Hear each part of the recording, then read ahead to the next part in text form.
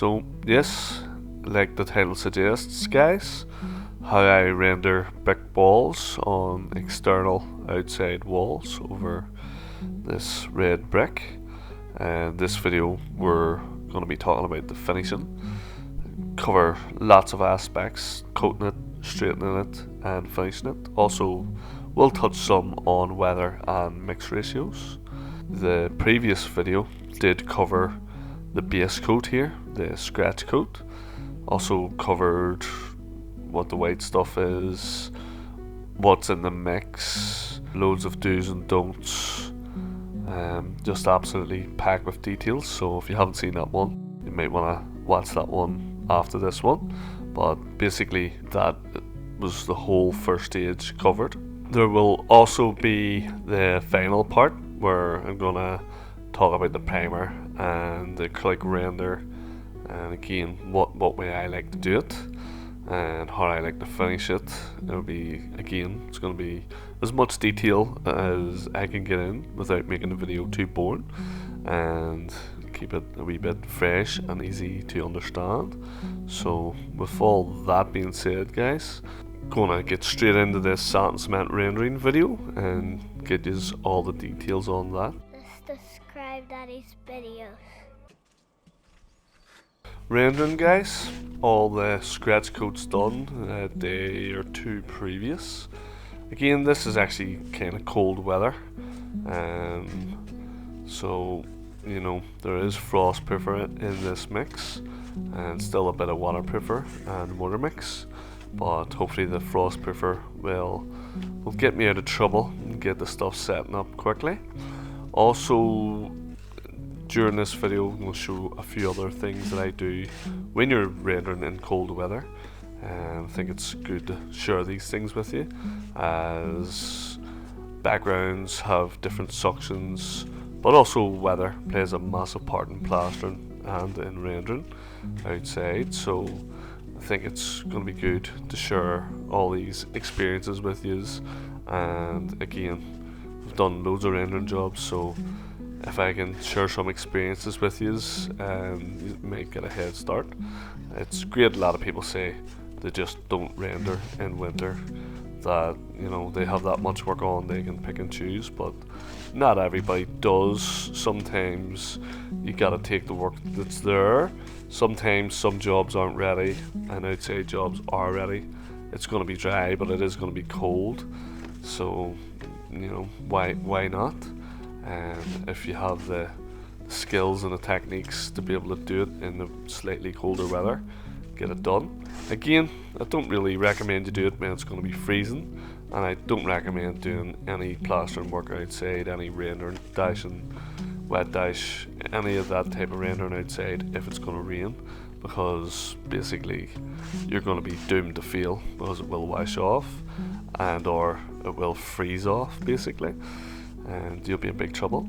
But this stage we're coating the satin cement. We are working right to left for a change. I scratched this wall left to right, that's my preferred method.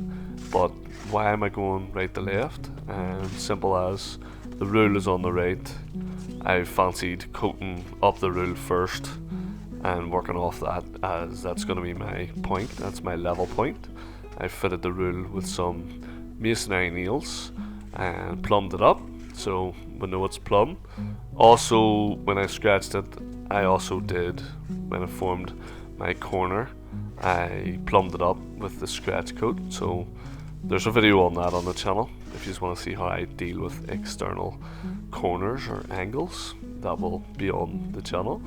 But basically getting it all on as quick as I can. Again, like I said, it's cold, so your idea is you want to get everything on and straightened pronto to get it setting off so that you can finish it. Not doing massive areas, and doing a couple of small walls here, so nothing majorly out of control. But again, I would say get it on quickly and we'll get on to the next stages. Before we talk about straightening, the neater you coat, the easier it is to straighten. So if you do have to take that wee bit more time coating, if you're doing a small job, a DIY job, You know, maybe rendering a wee wall out the back. You don't need a, or you don't want to pay for a plaster. You know, you may want to have a wee go at yourself. Every man, woman sometimes feel like they have to build a wall in their lifetime. So maybe a lot of people feel like they have to not only build it but render it as well. And this is definitely the video for you. So basically, coating as neat as possible will help with the next stage with getting it all straightened up and ready for the finishing. Getting the wall straight and ready to finish your sand and cement render is definitely right up there with one of the most important parts of the whole job. And as you can see, I've started at the rule, as again where I started coating, but more importantly it's my point of plumb. It's straight, guys. I have it plumbed up, so that's my point. I need to have the wall all working off that edge. I do have a bigger straight edge, bigger the better when it comes to straight edges, but this one's the one I have that's shaded, and like I said, it's a wee bit colder, so every wee opportunity I get to help this render pick up and set that bit quicker, I'm gonna definitely jump, grab it with 2 arms. And I find the finest serrated feather edge here definitely does give me that wee bit of boost in helping it dry. And basically, guys, when you're working off your level, once you get that straight, you can then work off that area as well. And you know, you can see that it leaves a couple of lines, but it's not too bad. It will help straighten out, and the lines hopefully will let the render breathe a wee bit more, get a bit of air in around it, and get it ready for floating up and finishing smooth. But you know, bigger, if you could have an 8-foot level and pull it up off, that's good as well. But sometimes you also have to think practical. Will it fit? Can you manage it? Because the bigger the straight edge, the heavier it's going to be, and also, you know, especially with stuff gathering on it, it's going to be pretty heavy, so you might not want all that weight. And you can get a wall pretty straight with smaller tools as well.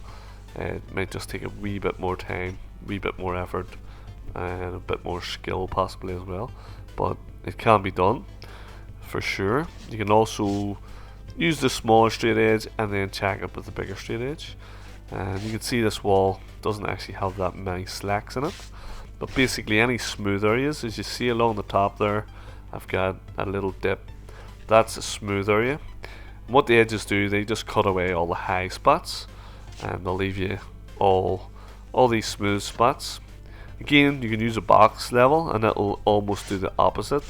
It'll leave smooth spots, and then spots that aren't so smooth that you were coating on with, they'll be your hollows that you need to fill in and then recut that off. In the case of a box level, re-smooth it in.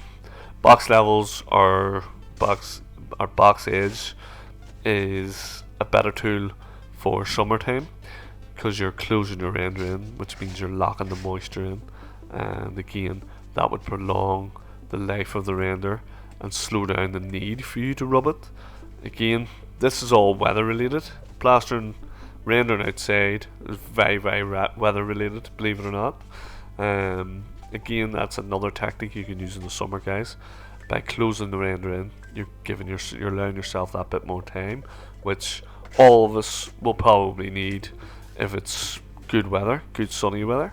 Again, my preferred weather for rendering is actually a cloudy day that's not too hot and not too cold, you know, not freezing, not raining, you know, dry but cloudy, so the sun's not cooking the render and you're getting time to finish it. So that was the perfect example there, guys, of how them smooth areas are getting cut away, leaving it all the one level. So basically, once you get it all straight like this, guys, up, down, left, right, You can see checking it up and down here now. But once you get it all straight like that, that stage is done. Again, keep checking it. This bit of conduit there's making life a bit difficult, but we'll get round it. Just keep checking it, guys. Put your straight edge on. Once you're happy, it's all nice and straight, and there's no voids or gaps or big bumps. You know, your job on this stage is complete, and the next stage you have to worry about is then rubbing up and then sponging and cleaning the whole place up. One more point, I am cutting the wall back and I'm putting the access into a bucket that can be later mixed up again. There's no point throwing it on the ground, giving yourself work to do. You're going to drop bits and pieces, so there will be cleaning. There's no point throwing stuff on the ground that can be easily put into a bucket and reused.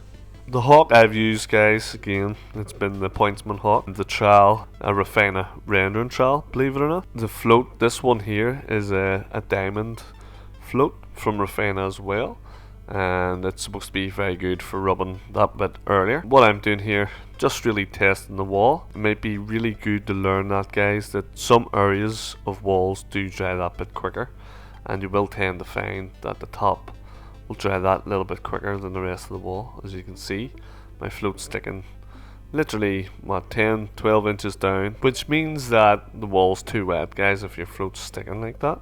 The top, obviously it rubbed nicely. So if the wall is too wet, guys, walk away, leave it alone, get some lunch, get some tea, sit down, relax, make calls, price up jobs, whatever you gotta do. Don't waste time, kill two birds with one stone, but you know, just don't try and rub it when it's too wet. It's much harder. And basically what you're seeing in these clips is I haven't gone crazy. Sometimes the devil float with the nails in it, again, just like the straight edge, it rubs it up a bit smooth, but if it's still just not ready for finishing, this will help let some air in and hopefully dry out the render. Have tried it a few times. Does seem to work, so I don't think I've gone too crazy just yet. So when rubbing up the wall, guys, it's good to fill in any holes that still might be there. You might have dug in here and there with a straight edge, so it's important to fill them in. You can see I have a wee handful of stuff just touched in the bottom here. I have gloves on, so I don't need to worry about getting my hands burnt off me with the sand and cement. Some people put some lime in, so you gotta want to wear gloves when you're dealing with these types of materials, guys. I've put down the diamond float just for the bottom here. I'm using my old super broken in poly float. It's just nice for the bottom here. Again, use what tools are working at the time, and that the diamond float did work very well. I found myself using it much more as well. Once you have everything rubbed up, it's really just time to sponge up, guys. People sponge again all different ways. I like to try and do sort of longer strokes. Again, car body sponge might work better. Sponge float, you might find it more better with a magic sponge float. It's all up to what sort of works for yourself. Somebody did ask me in one video, do I wet the sponges? I don't soak them soaking wet, especially if it's a bit colder, but I don't put them on super dry either. I do tend to give them like a dampen and dry them off. Maybe even when I first landed the job, you know, as stuff I'm mixing stuff up, I'll give them a wet, sort of soak, drain them out a bit and leave them sitting for a while. And now that everything's sponged up, this job is prepped now for acrylic render, and we'll be covering that in the next video. Also, during this video we touched on lots and lots of topics. Also on the channel, every topic has actually got a specific video that will cover it, such as corners, such as sponging up, such as floating up, such as straightening, and coating, scratch coating, all got their individual videos as well on the channel. Especially this one, we had how I dealt with getting a good adhesive to these red bricks. and covering everything I did in the mix and all sorts of preparations. So if you haven't seen that one, you might want to jump over and get a wee quick look at that one.